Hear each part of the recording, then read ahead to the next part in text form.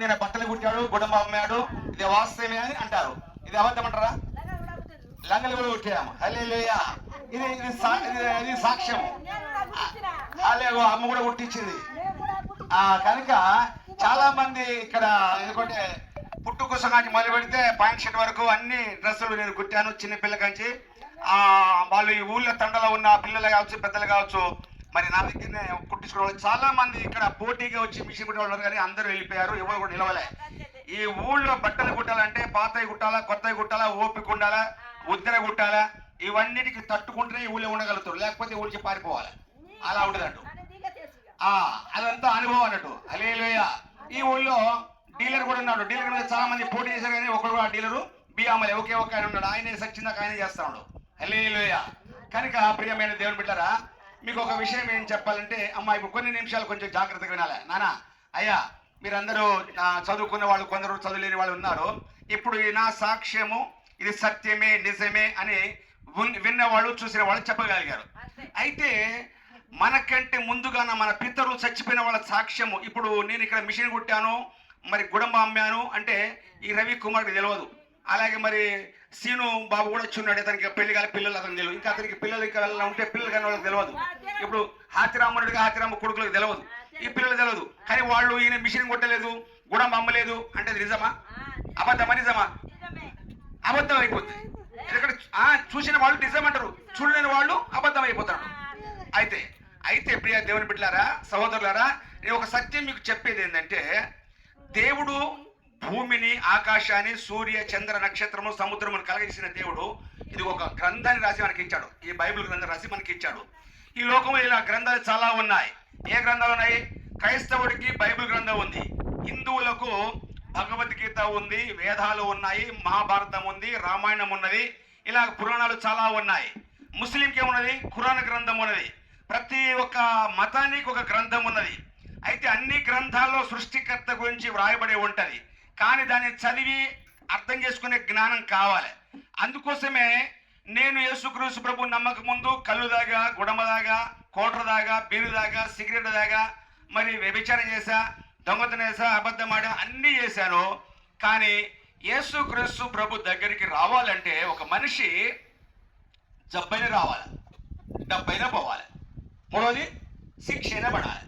ఈ మూడు వస్తే ఖచ్చితంగా యేసు ప్రభు సృష్టికర్తను తెలుసుకుంటున్న వ్యక్తి. అయితే నాకేమొచ్చింది?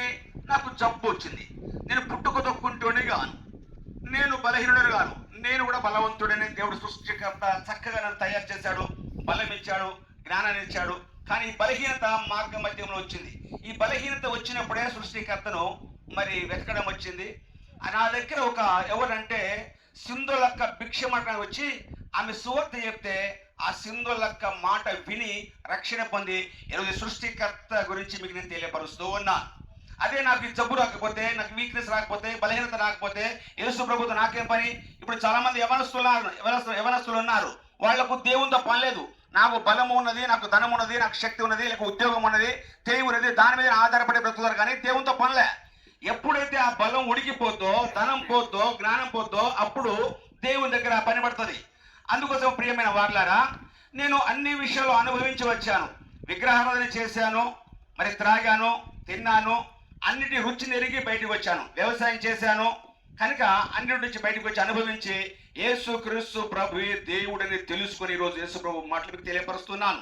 కనుక ప్రియమైన వార్లారా, ఒక సత్యం చెప్పాలంటే మీరు ఎవరైనా అప్పించిన వాళ్ళు ఉన్నారు? ఇక్కడ ఎవరైనా ఒక 10,000 5,000 అప్పించిన వాళ్ళు ఉన్నారా? అలా చెప్పండి అన్న. ఎవరైనా అప్పించిన వాళ్ళు, ఎవరు అప్పించిన అప్పు తీసుకున్న వాళ్ళు ఉన్నారా? అప్పించిన వాళ్ళు ఎవరన్నా? తెచ్చిన వాళ్ళు, తీసుకునే వాళ్ళు కదా. అయితే అప్పు తీసుకున్న వాళ్ళు ఎలా తీసుకొచ్చావు? ఒట్టిగా ఫ్రీగా తీసుకొచ్చావా? అని ఆధారం అక్కడ చూపించి తెచ్చావా? ఒక స్టాంప్ పేపర్ రాసి ఇచ్చిన ఆయన పేరు, తీసుకున్న ఆయన పేరు, కింద సంతకము, సాక్ష్యం ఇచ్చారు. దానికి నువ్వు ఒక 10,000 5,000 లక్ష రూపాయలు అప్పించేట్టుగా రుజువు ఇదేం చూపెడతావు? ఏం చూపెడతారు చెప్పండి? నాకు చెప్పాలి. పేపర్ చూపెడతారు. ఆ పేపర్ చూపెడితేనే దానికి అర్థం. ఆ పేపర్లో నీ పేరు, నీ తండ్రి పేరు, నీ ఊరు, నీ జిల్లా, నీ మండలము, నీ వృత్తి అన్ని రాయబడి ఉంటుంది. అయితే అది మనతో మాట్లాడదా పేపరు? మాట్లాడదు కదా. అదే రీతిగా పరిశుద్ధ ఆత్మ దేవుడు, సృష్టికర్త దేవుడు ఈ పరిశుద్ధ గ్రంథాన్ని రాయించాడు. ఇందులో రాసింది నేను ప్రతిరోజు చూసింది మీ మధ్యలో సాక్ష్యం చెప్పుడు కొరకు ఈరోజు ఇక్కడికి నన్ను, నాతో పాటు నా సహోదరుడు దైవజనుడు, ఇక్కడ దేవుని బిడ్డలందరూ కూడా ఇక్కడికి వచ్చి ఉన్నాం. ఎందుకోసం అంటే ఇందులో రాసింది, నేను చూసింది చెప్పాలా చెప్పకూడదా? చెప్పాలి. చెప్పకపోతే వాడు దొంగ లేక మంచోడా? చెప్పాలి కానీ దొంగ కదా.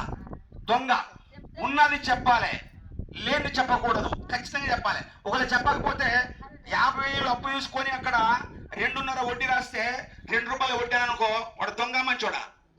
వాడు దొంగ అయిపోతాడు. అందుకోసమే సృష్టికర్త దేవుడు ఈ గ్రంథాన్ని రాసి మనకి ఇచ్చినాడు. ఈ గ్రంథంలో ఉన్న మాటలు ఖచ్చితంగా నేను తెలియపరచాలి. అందుకోసం జాగ్రత్త కొన్ని నిమిషాలు మీకు మాత్రం మీకు చెప్తాను. ఓపిక కలిగి వినండి. మీకోసం దేవుడు చక్కని భోజనం కూడా ఏర్పాటు చేశాడు. ఇంకా చాలా మంది మన వాళ్ళు వస్తారనుకున్నారు. కానీ దేవుడు పిలువబడిన వారు అనేకులట, ఏర్పరచబడ్డ వారు కొందరే. ఇప్పుడు రేపు జరగబోతుంది బాలకృష్ణ వివాహం. వచ్చాడు బాలకృష్ణ? ఇక్కడ ఉన్నాడు ఆయన. దేవుని స్తోత్రం. దేవుడిని దీవించుడుగాక.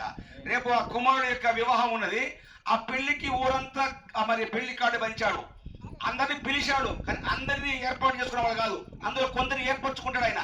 ఆ ఏర్పరచబడ్డ వాళ్ళు ప్రత్యేకంగా ఆయన దగ్గర ఉంటారు, చక్కగా మాట్లాడతారు, అన్ని పనులు సాయం చేస్తారు, ఆయనతో కలిసి ఉంటారు, తర్వాత చిన్నగా వెళ్తారు. అలాగనే పెళ్లి కూడా పిలువబడిన గుంపు ఉంటుంది, ఏర్పరచబడ్డ గుంపు ఉంటుంది. 2 విధాల గుంపులు ఉంటాయి. ఉంటాయా? ఉండయా? ఉంటాయి. కరెక్ట్. అందుకోసం ప్రియమైన వాళ్ళరా, దేవాది దేవుడు ఈ భూమి ఆకాశాన్ని సర్వమును మనుషులందరూ సృష్టించిన తర్వాత చాలా సంవత్సరాల దాకా వేచి కాచుకొని చూస్తూ ఉన్నాడు. ఆయన చూస్తూ ఉంటే ఆకాశంలో నుండి దేవుడు భూమి మీద నరులందరూ చూస్తూ ఉంటే ఒక్క మనిషి కూడా చక్కని మనిషి కనిపించట్లే. ఒకడు తాగుతా ఉన్నాడు, వ్యభిచారం చేస్తున్నాడు, విగ్రహం చేస్తున్నాడు, ఎవరి ఇష్టానుసారంగా వాడు తిరుగుతా ఉన్నాడు. వాళ్ళందరినీ చూసి ఆ దేవుడు తన హృదయంలో బాగా బాధపడతాడు, నొచ్చుకుంటా ఉన్నాడట. మనిషికి ఎలాగైతే హృదయం ఉంటుందో దేవునికి అలాగే హృదయం ఉంటుంది. ఉంటుందా? ఉండదా? దేవుని కూడా హృదయం ఉన్నది. ఆయన హృదయం ఉంది కనుక నీకు హృదయం ఉంది. ఆయన కళ్ళు ఉన్నాయి కనుక నీకు కళ్ళు ఉన్నాయి. ఆయన ముక్కు ఉంది కనుక ముక్కు ఉన్నది. ఆయన అట్లా దేవుని స్వరూపములో, దేవుని పోలికలో మనిషిని దేవుడు తయారు చేశాడు. ఎవరంటాం? ఎవరైనా ఇప్పుడు రవి నాయక్ గారు, ఈ గ్రామ సర్పంచ్ గారు ఎవరికైనా సహాయం చేస్తే వాళ్ళు అనుకుంటా తలుచుకుంటారు, అబ్బా చక్కని సర్పంచ్ అయ్యా, దేవుని లాంటి వాడా అని అంట. ఎక్కడి వచ్చింది బిరుదో? ఈ మాట ఎక్కడి నుంచి వచ్చింది అంటే నువ్వు దేవుని పోలికలో సృష్టించబడ్డావు కనుక దేవుని లాంటి వాడు అని ఈ పదాన్ని మనం వాడుతూ ఉంటాం. అవునా కదా?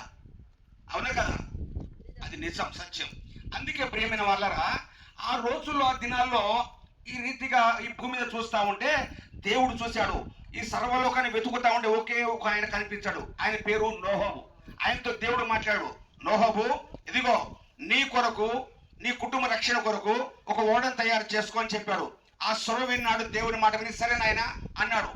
ఎప్పుడు ఆయన ఎక్కడికి వెళ్ళాడు? మంచి కరండపు అడవిలోకి వెళ్ళాడు. అక్కడ మంచిగా ఇలాగ టేక్ చెట్లు, ఆ కంచెలు అలాంటి దూరంగా ఊరికి చాలా దూర ప్రాంతానికి వెళ్ళి ఆ చెట్లను నరికి ఒక ఓడను తయారు చేస్తా ఉన్నాడు.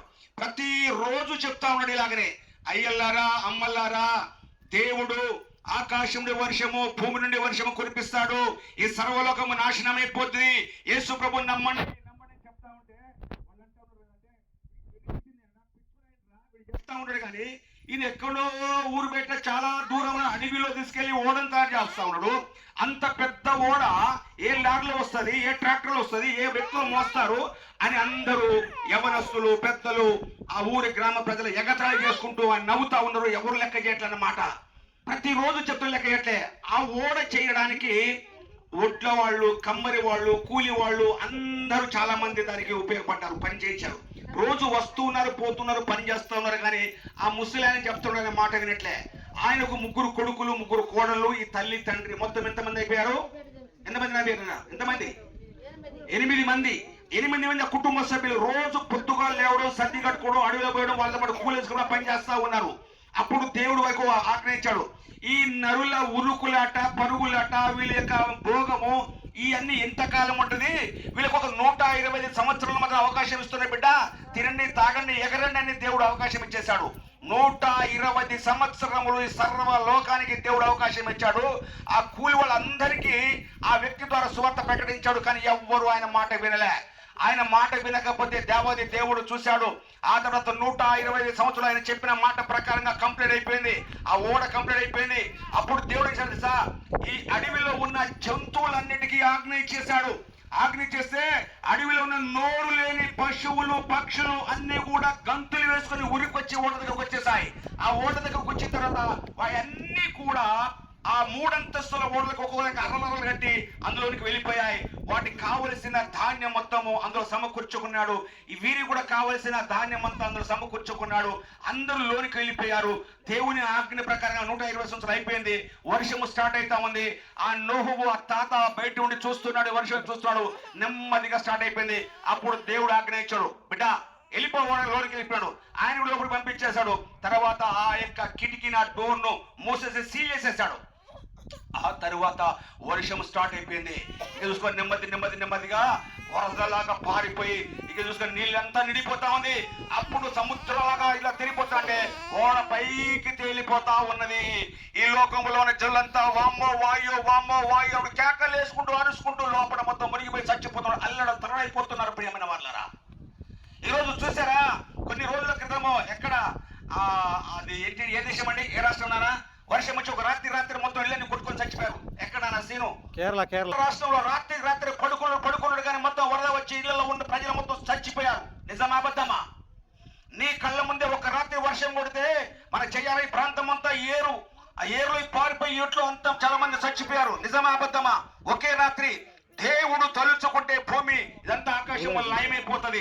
ఈ రీతిగా దేవుడు అలా నాడు ఈ సర్వ లోకాన్ని నీటి ద్వారా నాశనం చేసి చంపివేశాడు. అయితే అలా చచ్చిపోయారు, మొత్తం చచ్చిపోయారు. ఏ జంతువు బ్రతకలే, ఏ మనిషి బ్రతకలే, ఏ పిల్ల పాప ఎవరు బ్రతకలే. ఆ నీటిలో ఎన్ని నెలట, 150 రోజులు, 40 రాత్రులు 40 పగళ్ళు ప్రచండమైన వర్షం కురుస్తుంది. ఒక్క రాత్రి వర్షంలో తడిసిన ఈ వ్యక్తి జంతువు బ్రతకం. అలాంటిది 40 రాత్రులు 40 పగలు వర్షంలో ఎవరైనా బతకగలుగుతారా? ఎవరు బతకలు, అందరూ చచ్చిపోయారు. ప్రియమైన దేవుని బిడ్డలారా, అలా చచ్చిపోయిన తర్వాత ఆ ఓడలో ఉన్న ఈ 8 మంది, అందులో ఉన్న జంతువులు పక్షులు అవే బ్రతికాయి. అలా తర్వాత ఈ నీరంతా ఎనికిపోయిన తర్వాత ఈ రోజు సాక్షార్థంగా అరాత్తు అనే కొండ మీద ఆ ఓడ నిలిచి ఉన్నది సాక్షార్థంగా. కనుక ఈ రోజు మనం లంబాడి భాషలో కూడా అంటారు, ఈ లోకమంతా ఇలాగ నశించిపోయిందంటే ఏమంటే ఒకప్పుడు కచ్చే ఓ జన్న కచ్చే పేన కచ్చే సాయి బూడిగై ఆడి ఈ ఖేడి వెంచకన కచ్చే సాసిగా లబరి ఆడి ఖేడి కచ్చే కసం కచ్చే బూడిదేవన్ ఖేడి కన కచ్చే ఖేడిలో బూడుగో హను సారి సారి పాణి ముట్టు బూడుగో మరికే ఎక్కస్ కుటుంబం మంచి 3 కొడుకులు 3 కోడలు, తల్లి తండ్రి 7 మంది బతికారు. ఈ 3 కొడుకుల సంతానమే ఈ రోజు సర్వలోకములో ఉన్నారు. ఈ సంతానమే తెలుసా, ఆ తర్వాత దేవుడు ఒక వ్యక్తిని ఏర్పాటు చేసుకున్నాడు. ఆయన పేరే అబ్రహాము. ఆ అబ్రహాముకు 3 భార్యలు. ఆ 3 భార్యలో మొదటి భార్య పేరు శారా, రెండో భార్య పేరు మరి శారాకు దాసిగా వచ్చిన హగరు, మూడో భార్య పేరు కేతురా. ఇలా 3 భార్యలు చేసుకున్నారు. కనుకనే ఆ పెద్ద భార్య శారాకు పుట్టిన పిల్లలు ఈ క్రైస్తవ జనాంగము. ఆ రెండవ భార్య హగరుకు పుట్టిన ఆ సంతానమే, దాసికి పుట్టిన సంతానమే ఈ ముస్లిం సంతానము. తర్వాత హిందూ ఇదంతా రకరకాల ఉన్న జాతులతో పుట్టిందే కేతురా. ఇలా 3 భార్యలు, ఈ 3 రకాల సంతానాలు ఈ భూమి మీద ఇప్పుడు నివసిస్తూ ఉన్నారు. అందుకోసమే మరి క్రైస్తవులు, హిందువులు, ముస్లింలు ఈ 3 మతాల గురించి నేను గొప్ప అనుకుంటూ ఒకరికొకరు వాదించుకుంటూ కొట్టుకుంటూ ఉన్నాం. కనుక ప్రియమైన దేవుని బిడ్డలారా, ఈ 3 కలిసి ఒకే తండ్రి పిల్లలు. తల్లులు వేరుగానే తండ్రి చెప్పండి, తండ్రి ఒక్కడే. మనం అందరం అన్నదమ్ములమే. కనుక ఏ కుటుంబంలో దేవుడు యేసుక్రీస్తు సృష్టికర్త ఈ భూమికి దిగి వచ్చాడంటే ఆ పెద్ద భార్య పిల్లల కుటుంబంలో దేవుడు పుట్టాడు. ఆయనే రక్షణ కలిగేశాడు. అందుకోసమే ఆయన ఆ రోజు మొట్టమొదటిగా దేవుడు ఇచ్చిన వాగ్దానం ఏంటంటే, ఇంకా చాలా స్టోరీ పెద్దగా ఉంటుంది, అంత పెద్దగా చెప్పలేను, మీరు వినలేరు. కనుక ప్రియమైన దేవుని బిడ్డలారా, ఇప్పుడు లాస్ట్గా ఇప్పుడు ఇలాగ ఆ రోజు నీటి ద్వారా సర్వలోకాన్ని నాశనం చేసేసాడు. ఇప్పుడు ఎట్లా నాశనం చేస్తానని దేవుడు వాగ్దానం చేశాడంటే, నేను చెప్తాను ఒక నిమిషం బాబు. అయితే తర్వాత నేను రేపు మళ్ళీ మీకు ప్రత్యేకంగా చెప్తాను. వినాలంటే నన్ను ప్రశ్నించండి, ప్రశ్న జవాబు చెప్తాను. అయితే ప్రియ దేవుని బిడ్డలారా, అయితే ఈ యొక్క దేవుడు ఇప్పుడు ఈ ప్రజెంట్ ఇప్పుడున్న లోకంలో ఆ రోజు నీటితో చంపాడు. ఇప్పుడు నీటితో కాదు చెప్పేది, అగ్నితో చంపుతాడు. అగ్ని చేత చంపుతాడని మీకు ఎలా మీకు రుజువు చెప్పాలంటే, కొన్ని కొన్ని ఆనవాళ్ళు మీకు చెప్తాను. ఏంటి ఆనవాళ్ళంటే, ఇప్పుడు పెట్రోల్ డీజిల్ కరువైపోయిందా లేదా? చెప్పండి సాక్ష్యం. కరువైపోయింది లేదా? ఈ పెట్రోల్ డీజిల్ ఇప్పుడు ఏం బండ్లు వచ్చేసాయి? ఎలక్ట్రికల్ బండ్లు వచ్చేసాయి కరెంటుతో. ఆ తర్వాత ఏం వచ్చేసింది? ఈ కరెంటు డీజిల్ సప్లై అవుతుంది. ఇప్పుడు ఏమొచ్చేసింది? సోలార్ కరెంట్ వచ్చేసిందా? సోలార్ కరెంట్ వచ్చేసింది. ఇక రానున్న రోజుల్లో ఈ ఎలక్ట్రికల్ కరెంట్ కూడా పవర్ బంద్ అయిపోతుంది. మొత్తము ప్రతి ఇంటి మీద ఒక ప్లేట్ ఉంటుంది ఎలక్ట్రికల్, ఏంటంటే సోలార్ కరెంట్ వచ్చేస్తుంది. ఈ ప్రపంచం అంతా కూడా సోలార్ కరెంట్ వచ్చేస్తుంది. సోలార్ కరెంట్ వచ్చిన తర్వాత ఈ భూమి ఆకాశము సర్వము కూడా ఒకే రోజు అగ్ని చేత కాలిపోయి లయమైపోయే రోజు రాబోతున్నది. అగ్నిలో కాలిపోతాము. అగ్నిలో కాలిపోక ముందే నువ్వు బ్రతికి ఉన్నప్పుడు నిజమైన దేవుడు తెలుసుకుంటే నరకం తప్పించబడి స్వర్గానికి వెళ్తావు. పుట్టిన ప్రతి మనిషికి నరకము స్వర్గము రెండో మార్గాలు ఉన్నాయి. కూటికి లేని వాడిని కంచి మొదలు పెడితే కోటేశ్వరుడి వరకు, భిక్షగాంచి మొదలు పెడితే లక్షడి వరకు ఒకే మార్గము. నువ్వు ధనవంతుడు ఉన్నా కానీ దేవుడు పిలుచుకోడు, లేక పేదవాడనే విడిచిపెట్టడు. యేసుక్రీస్తు ప్రభు దేవుడను నమ్మితే విశ్వసిస్తే వాళ్ళకి రక్షణ ఉంటది. ఎందుకోసం అంటే ఈ భూమి మీద ప్రతి గ్రంథము, ప్రతి దేవతలు చెప్పే సాక్ష్యం ఏంటంటే పాపి కొరకు ప్రాణం పెట్టిన వాడు ఒకే ఒక దేవుడు, ఆయనే యేసుక్రీస్తు ప్రభు. ఆయనకు తప్ప ఈ ప్రపంచంలో ఎవ్వరు కూడా ప్రాణం పెట్టలే. చదువుకున్న వాళ్ళు ఎవరైనా సరే మీ యొక్క సెల్లులు అరచేతిలో దేవుడు జ్ఞానం ఇచ్చేశాడు. ఈ సర్వలోకాన్ని అరచేతిలో చూసుకోవచ్చు. అలనాడు ఎక్కడికి పోయి నేర్చుకోవాలి, ఎక్కడికి పోయి నేర్చుకోనక్కర్లా. నీ సెల్లులు కొట్టు. పాపుల కోసం ప్రాణం పెట్టిన దేవుడు భూమి ఎవరైనా ఉన్నాడని అడగండి, మీరు ప్రశ్నించండి. ఎంబడి అది చెప్పుద్ది మీకు జవాబు. ఎవరు పెట్టలే. మనిషి కోసం ప్రాణం పెట్టిన వాడు యేసుక్రీస్తు ప్రభు దేవుడు ఒక్కడే అని ఆ సెల్ మీకు ఆన్సర్ ఇస్తుంది. ఈ రోజు కొత్త టెక్నాలజీ వచ్చేసింది. ఏదా టెక్నాలజీ? AI అంటే ఈ యొక్క నాన్న తెలుసా బిడ్డ నీకు? AI ఏంటంట? నువ్వు ఆ ఏఐని అడుగు. అదేంట కొన్ని కోట్ల సముదాయము కలిసి ఆ కంప్యూటర్ సిస్టము అలా తయారు చేసి ఆ కంప్యూటర్ పెట్టించారు. ఆ కంప్యూటర్ లో రాముని చరిత్ర అడుగు, మరిపోతే కృష్ణుని అడుగు, యేసు ప్రభు అడుగు, ఈ లోకంలో దేవి దేవతల చరిత్ర మొత్తం నువ్వు అడుగు, అది చెప్పేస్తా ఉంటది. కనుక ఇందులో ఇంతమంది ముక్కోటి దేవతలు ఎవరైనా కానీ మనిషి కోసం ప్రాణం పెట్టిన దేవుడు ఎవరైనా ఉన్నాడని మీరు అడగండి. ఎవరి పేరు చెప్తారో తెలుసుకోండి. అప్పుడు నిజమైన దేవుడిని కనుక్కొని ఆయన మార్గంలో మీరు వస్తే నమ్ముకుంటే మీకు రక్షణ. అందుకోసం యేసు ప్రభు చెప్పిన మాట, నమ్మకపోతే మీకు నరకం ఉందని దేవుడు చెప్పాడు. దేవుడు బిడ్డరా, రానున్న రోజుల్లో ఈ అగ్నిగుండంలో పడకుండా మీరు బతకాలంటే, నరకం తప్పించాలంటే ఈ భూమి మీద బ్రతికేది 60-70 సంవత్సరాలు, అధిక బలం ఉంటే 80 సంవత్సరాలు. ఆ తర్వాత బతకలేం. ఎంత నువ్వు ఎగిసి పడినా, ఎంత కోటేశ్వరుడైనా, ఎంత భోగంతో బతికినా, ఎంత సుఖ విలాసంతో బతికినా చచ్చిపోతావు. చచ్చిపోయినాక నరకానికి పోతావు. ఈ లోకంలో సాతానుడు ఈ భూమి మీద పరిపాలన చేస్తాడు. ఆ సత్య దేవుడికి రానియకుండా తప్పిస్తా ఉన్నాడు. కనుక ఈ రోజు అతను తప్పించుకొని రావాలంటే నువ్వు అడగాల. ఏంటంటే ఇక్కడి నుంచి ప్రయాణం వెళ్ళిపోతాడు, నీకు దారి తెలియకపోతే తెలుసుకుంటే చెరవలసిన స్థలానికి వెళ్తావు. నువ్వు తెలుసుకోకపోతే కాడు వెలిసిపోతావు, ఆగమైపోతావు. తెలుసుకునే బాధ్యత ఉన్నదా లేదా? అందుకోసం దేవుని బిడ్డలారా, ఈ రోజు ఈ సత్యాన్ని చెప్పడానికి మీ మధ్యకి మేము వచ్చినాము. ఈ సత్యం తెలుసుకోండి. యేసుక్రీస్తు ప్రభు నిజమైన దేవుడు. ఎందుకోసం అంటే మేము రక్షణ పొందాం. ఒకప్పుడు మీకు అందరూ తెలుసు, నేను రోజు ఫుల్లు గుడమ తాగేవాడిని, మరి మధ్యాహ్నం కళ్ళు కావండి, సాయంత్రం కళ్ళు తాగేవాడిని, రోజుల కళ్ళు, సారా, సిగరెట్ ఇదంతా తాగేవాడిని. ఈరోజు అన్నిటి విడిచిపెట్టాడు. నాలో దురాత్మ ఉన్నప్పుడు వాటన్నిటికి బానిసేసింది. నాలో అవన్నీ పోయాయి. ఈ రోజు నేను మిషన్ టైలరింగ్ చేసినప్పుడు ఈ గ్రామంలో నా స్త్రీలు, ఆడపిల్లలు, యవనస్తులు కావచ్చు, వాళ్ళు రాంగ్ పని చేసే వాళ్ళందరూ నా దగ్గరికి వచ్చేవాళ్ళు. కానీ ఈ రోజు నన్ను చూస్తే వాళ్ళు భయపడిపోతారు, నా దగ్గర రారు, వాళ్ళు మాట్లాడరు, తాగడు, నిలబడరు, సిగరెట్ తాగడం తాగడు. ఎందుకు? కారణమైనది సృష్టికర్త దేవుడు మనలోకి వచ్చేసాడు కనుక ఆ తాగేవాడికి నిలబడడు. అందుకోసం మీరు కూడా ఆ సత్యం తెలుసుకుంటే మీలో ఉన్న దయ్యం పారిపోద్ది, దేవుడు మాత్రం మీలో వచ్చేస్తుంది. తాగుడు మానేస్తారు, మరి అన్ని విధాలుగా చెడు వ్యసనాలు తప్పిపోతాయి, దేవుని ఆత్మ మీలో ఉంటది, చచ్చిపోతే స్వర్గం చేరుపుతారు, నరకం తప్పించబడుతుంది. కనుక ప్రియమైన వాళ్ళరా, మీకు ఏదైనా డౌట్ ఉన్నా, ప్రశ్నించాలనుకున్నా, అనుకున్నా కానీ ఎనీ డౌట్, నేను ఈ మంగూరుగూడలో ఉంటాను, ఎప్పుడైనా నన్ను అడగవచ్చు, తెలుసుకోవచ్చు. నాకు తెలిసిన ప్రతి విషయం మీకు చెప్పడానికి సిద్ధంగా ఉంటాను. కనుక ప్రియమైన వాళ్ళరా, మీకు ఎప్పుడైనా జ్వరం వచ్చినా, లేక మీకు సమస్య ఉన్నా, ఇంకా లేకపోతే మీకు కుటుంబమైన మరి ఏదైనా ఇబ్బందులున్నా, మీ వ్యవసాయ విషయంలో ఉన్నా, ఏదైనా ప్రార్థన అవసరంతో కోరినా కానీ మీకోసం ఎల్లవేళ ప్రార్థన చేయడం కూడా సిద్ధంగా ఉన్నాను. ఈ మంగూరుగూడలో కొన్ని సంవత్సరాలు నా దగ్గర మైక్ ఉన్నప్పుడు నేను రోజు 3 గంటలు ప్రార్థన చేసేవాడిని. ఆ ప్రార్థన మైక్ ఊరంతా వినపడేది. విన్నవాళ్ళు ఉన్నారు? ఎక్కడ ఎవరన్నా విన్నారా? ఊరంతా 3 గంటల నుంచి దాదాపు ఒక 2 గంటల సేపు అందరూ రైతుల కోసం అవుతుంది, కూలి వాళ్ళ కోసం అవుతుంది, లేబర్ కోసం అవుతుంది, అందరి కోసం ప్రార్థించేవాడు. నా మైకు ఖరాబ్ అయిపోయింది, ఇప్పుడు ఆ ప్రార్థన చేయలేదు. త్వరగానే నేను మైక్ కూడా మళ్ళీ కొనే అవకాశం దేవుడు ఇస్తాడు. మళ్ళీ ఇప్పుడు మైక్ లేకుండా కూడా ప్రార్థన చేస్తాను. రోజు 3 గంటల ప్రార్థన ఆనాడు చేసి ఈనాడు అదే ప్రార్థన చేస్తూనే ఉన్నారు. మళ్ళీ మైక్ కూడా కొనుక్కొని ఇప్పుడు ఈ సంవత్సరం ఈ యొక్క రవి నాయక్ గారి యొక్క ఆధ్వర్యంలో ఆ మైక్ కూడా దేవుడు ఇస్తాడు. మళ్ళీ మీ గ్రామ ప్రజలందరి నిమిత్తం ప్రతిరోజు రోజుకు ఒక అరగంట సేపు మీకోసం ప్రార్థన కూడా చేస్తాను. దేవుడు మిమ్మలను, మీ కుటుంబాలను, మీ పిల్లలను సమృద్ధిగా దీవించునుగాక. ఆమె ఎందుకోసం చక్కగా మీరు విన్నందుకు మీకు మరి యేసు పేరిట మరి హృదయపూర్వకమైన నమస్కారాలు చేస్తూ ఉన్నాను. ఈ రోజు మరి ఇక్కడ మరి మన సర్పంచ్ గారు, వాళ్ళ తమ్ముడు సుమను, మరి గణేష్ వాళ్ళను నేను నిన్న సాయంకాలం వచ్చరగానే బాబాయ్ రాబాబాయ్ ఆవిడ మరి పెట్టమని చెప్పాడు. అలాగే మరి ఆ పక్క గ్రామం నుంచి మరి కుమారుడు జాన్సన్ గారు, మరి అబ్రహం గారు, అలాగే దైవచూడు మరి కర్ణయ్య కూడా చెప్పగానే వచ్చేసారు. మరి వారికి కూడా హృదయపూర్వకమైన వందనాలు తెలియపరుస్తున్నాను. మరి కూడొచ్చిన అమ్మలు, ఈ అమ్మలు కూడా చాలా చక్కగా సాక్ష్యం ఇచ్చారు. మీ అందరూ కూడా దేవుని పేరిట మరి వందనాలు చేస్తున్నానమ్మా. మీరు కూడా చక్కగా విన్నారు. మీ కుటుంబంలో మీ పిల్లలు కావచ్చు, మీకు ఏ విషయంలోనైనా కానీ అయ్యో అమ్మ కొద్దిగా అడిగింది, రేపే నీకు డౌట్ ఉంటే నన్ను అడగవచ్చమని మీరు అడిగిన ప్రశ్న నేను జవాబు చెప్తాను. ఇంకా అనుమానం చెప్తాను. ఇంకా రాముడు గురించి కావచ్చు, వెంకటేశ్వరుడు గురించి కావచ్చు, కృష్ణుడు ఏ దేవతల చరిత్రకు చెప్తాను.